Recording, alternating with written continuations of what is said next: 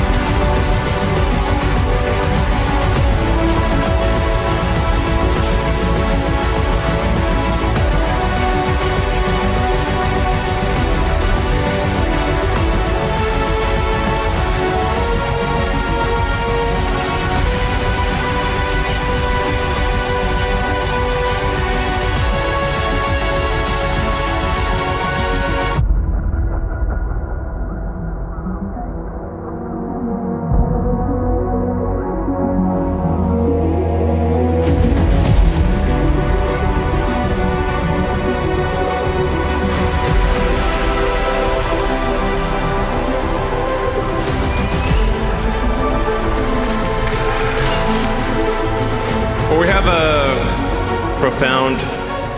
profoundly important announcement to make, which is the most epic chip-building exercise in history by far.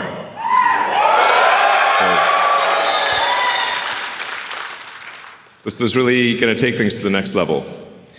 So, yeah, a level probably people aren't even contemplating right now. This is not in the, I would call this sort of an out-of-context problem. It's not in their context. So we're going to adjust the context by a few orders of magnitude here. So, yeah, we aspire to be a galactic civilization. So I think the future that everyone, well, most people, I think, would agree is the most exciting is one where we are out there among the stars, where we are not forever confined to one planet, that we become a multi-planet species, like the best science fiction that you've ever read. You know, Star Trek, or Ian Banks, or Asimov, or Heinlein. And we want to make that real. Yeah, not just fiction. Turn science fiction to science fact. That's the glorious, exciting future that I certainly look forward to.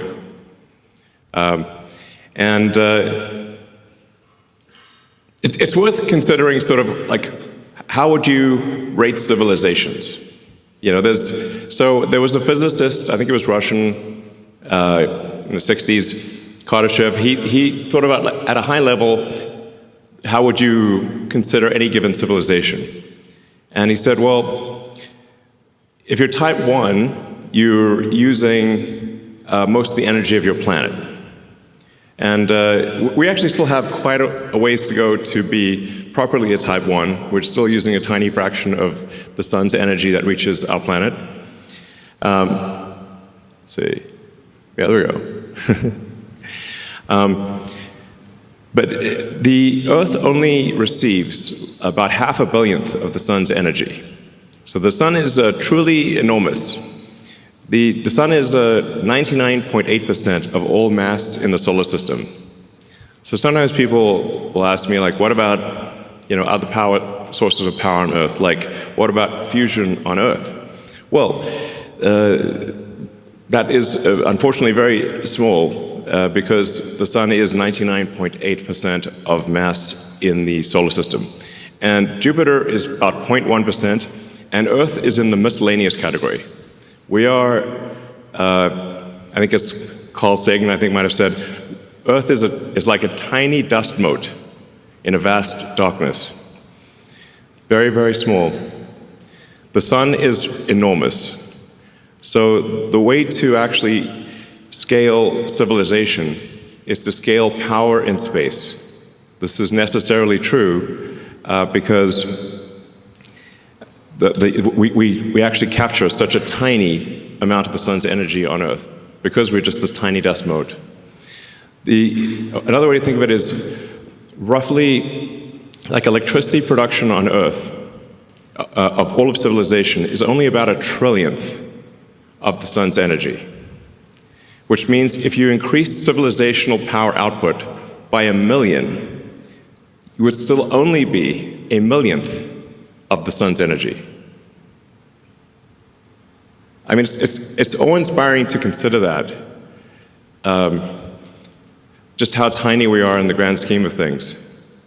And yeah, we often get sort of caught up in these sort of squabbles on Earth that are really very sort of minor things when you consider the grandness of the universe. And so I think it is important, actually, to consider the grandness of the universe and what we can do that is much greater than what we've done before, as opposed to worry about sort of small squabbles on Earth type of thing. And not much point in that.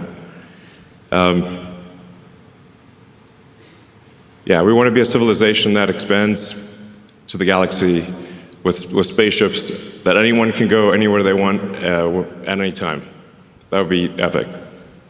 And have a city on the moon, cities on Mars, populate the solar system, and send spaceships to other star systems. That sounds like the best possible future. You know? So to do that, we need to harness the power of the sun. And so a terafab, while it is enormous, a terawatt of compute per year is enormous by our sort of civilizational standards. It is still just one step along the way of being even a Carter ship. You still have a long way to go to even be a Carter ship 2 level civilization, and you're not even registering as a Carter ship 3. So it's a very big thing by current human standards, but still small in the grand scheme. But very difficult for humans. So to accomplish this very difficult goal really requires a combination of efforts of SpaceX, XAI, and Tesla working together to create this epic Terafab project. So.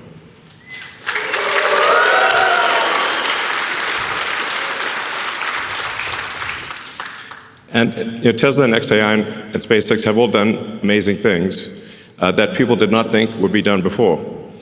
So there's the Giga Texas fab here. There's the Optimus robot that's being built. There's a global supercharging network. There's really quite a lot. And it wasn't that long ago when people thought electric cars wouldn't amount to anything.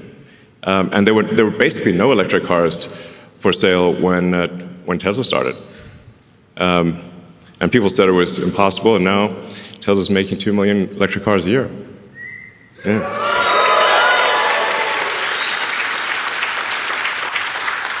And then XAI, although it's a new company, now part of SpaceX, has also built the first gigawatt-scale compute cluster, which in record time.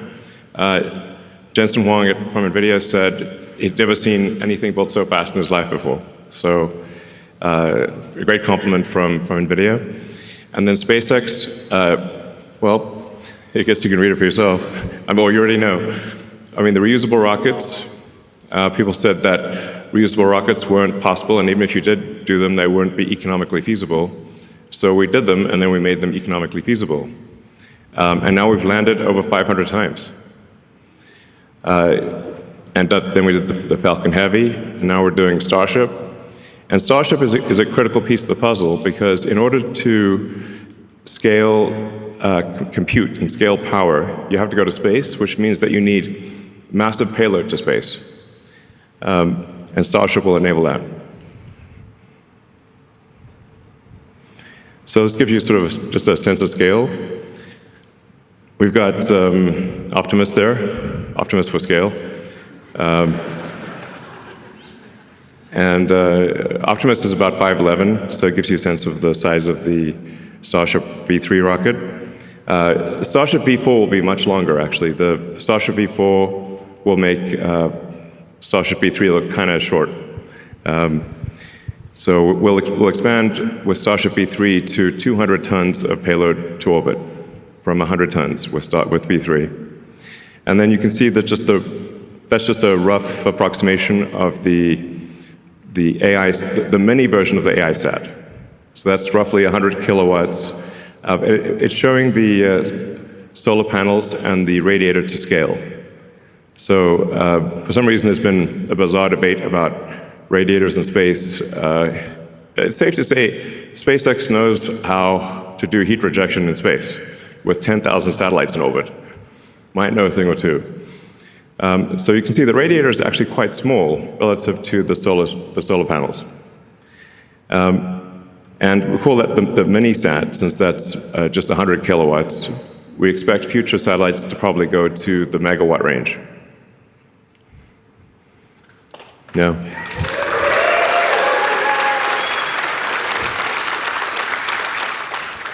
So in order to get to the terawatt of compute per year, you need about 10 million tons to orbit per year, and at 100 kilowatts per ton.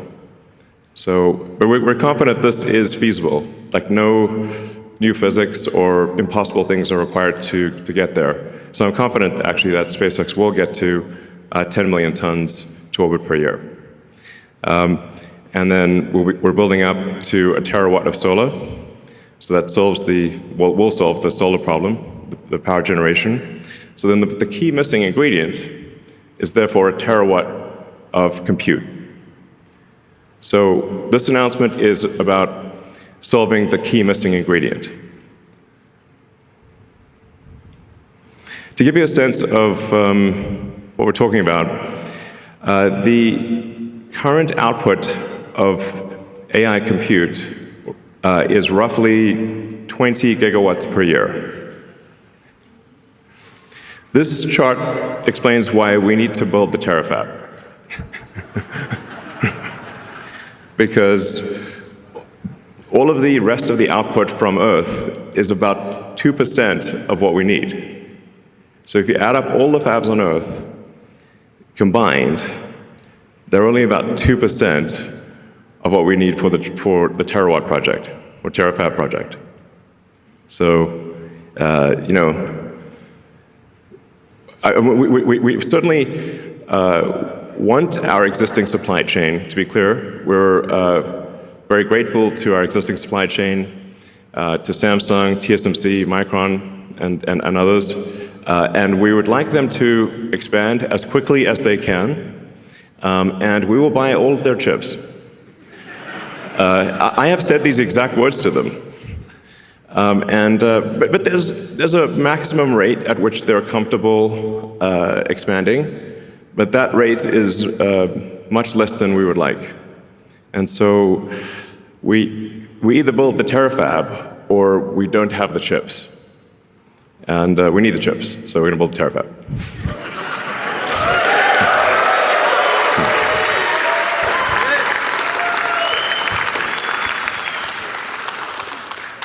And we're starting off with an advanced technology fab here in Austin. And I believe Governor Abbott is in the audience. I'd like to thank Governor Abbott and the state of Texas for their support. All right.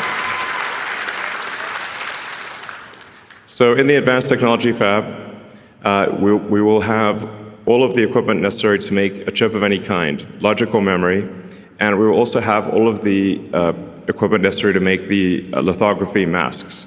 So in a single building, we can create a lithography mask, make the chip, test the chip, make another mask, and have an incredibly fast recursive loop for improving the chip design. To the best of my knowledge, this doesn't exist anywhere in the world, where you've got everything necessary to build logic, memory, and do packaging, and test it, and then do the masks, improve the masks, and just keep looping it. So, and we're not just going to do conventional compute in this. I think there's some very interesting new physics that is potentially, that actually I'm confident will work. It's just a question of when. So this is we're really going to push the limit of physics in compute. And we're going to try a bunch of wild and crazy things, which you can do if you've got that fast iteration loop. That I can't emphasize enough the importance of being able to make a chip, test it, and then change the design, do another one, and have that in a single building. I think that our recursive improvement with that situation is probably an order of magnitude better than anything else in the world. Yeah.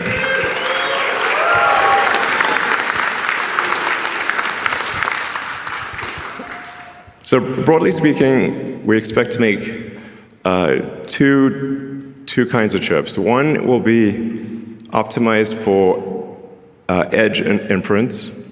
So that'll be used primarily in Optimus and in the cars, but especially in Optimus, because I expect the robots, humanoid robots, to be made 10 to 100 times more than the volume of cars.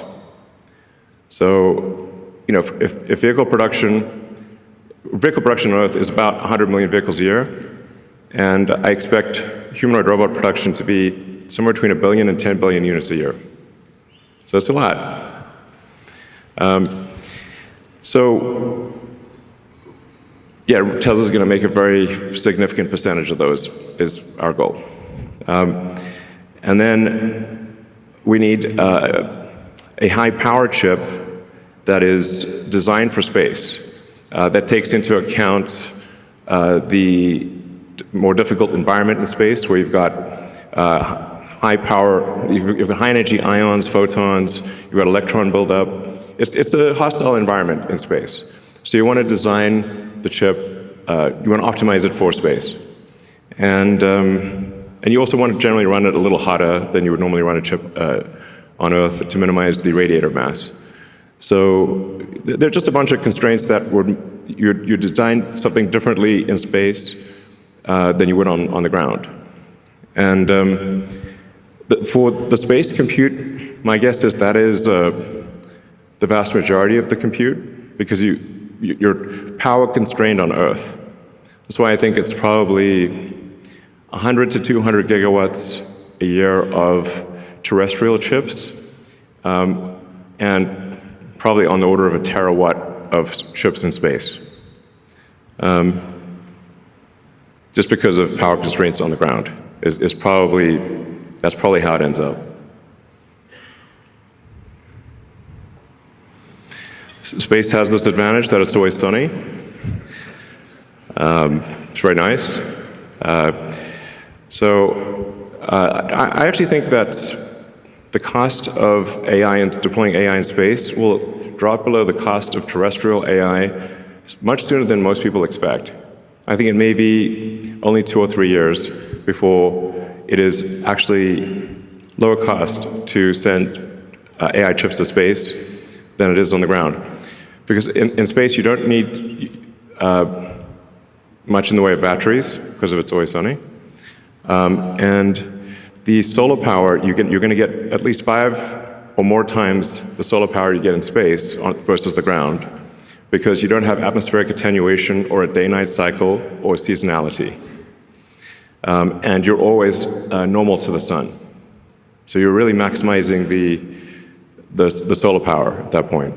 And the space solar actually costs less than terrestrial solar, because you don't need heavy glass or framing to protect it from extreme weather events.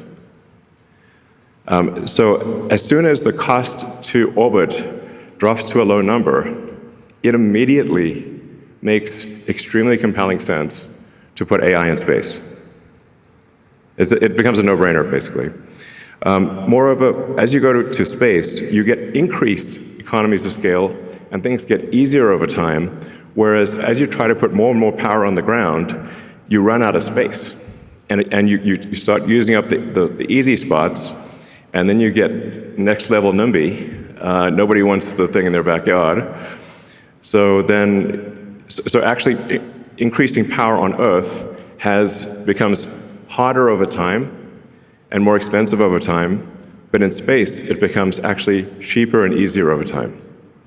These are very important points. So.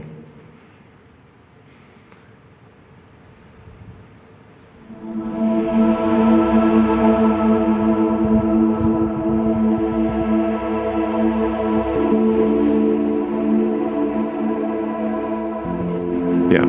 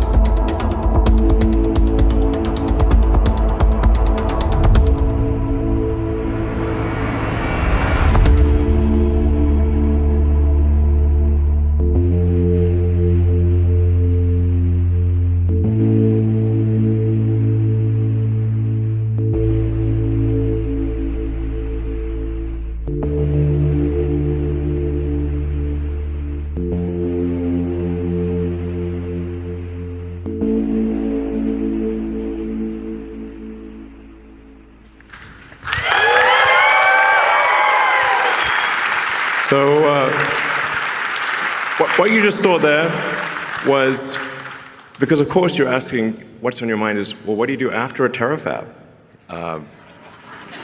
Don't think small. Well, yeah, good point.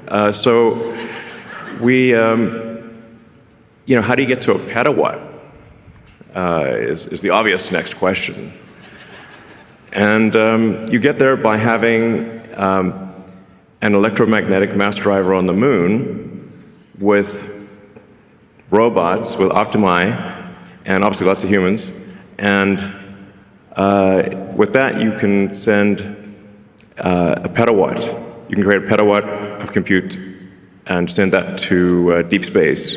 Because on the moon has no atmosphere and has 1/6 Earth gravity. So you don't need rockets on the moon. You can literally accelerate it to escape velocity from the surface. And that dramatically drops the costs, once again, of harnessing power and enables you to go 1,000 times bigger than a terawatt.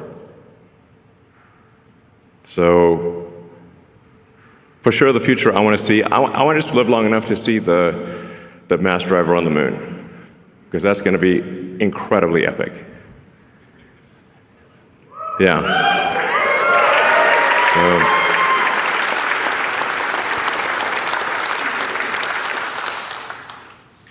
That should hopefully get us to 1/millionth of the sun's energy at least. Humbling to think about that. But 1/millionth of the sun's energy would be 1,000,000 times bigger than Earth's economy, so it's good from that perspective. And then, yeah, you expand beyond that to the planets, to the other stars, and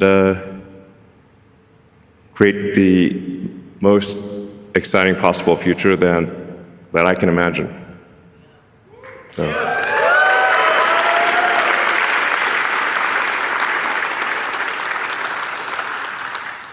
This looks a bit like the opening in Idiocracy with Mike Judge.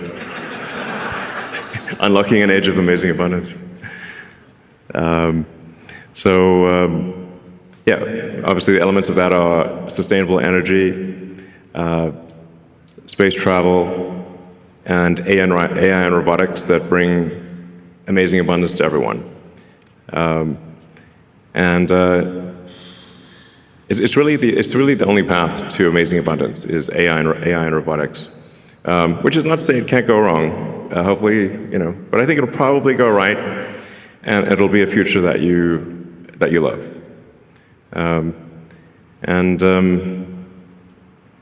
It's the best future I can think of, at least.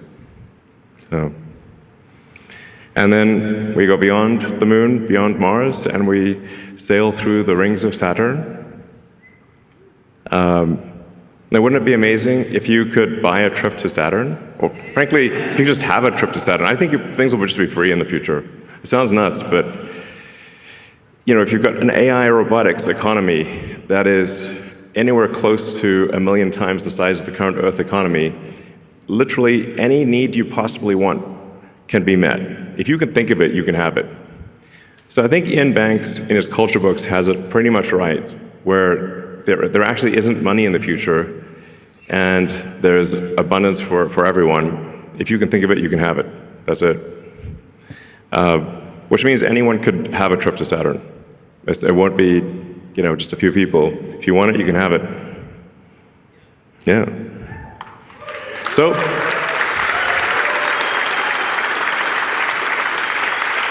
yeah, join us on this journey, and help us design incredible chips and make incredible chips and build a terawatt of chips, a terawatt of solar, and 10 million tons to orbit per year. Thank you.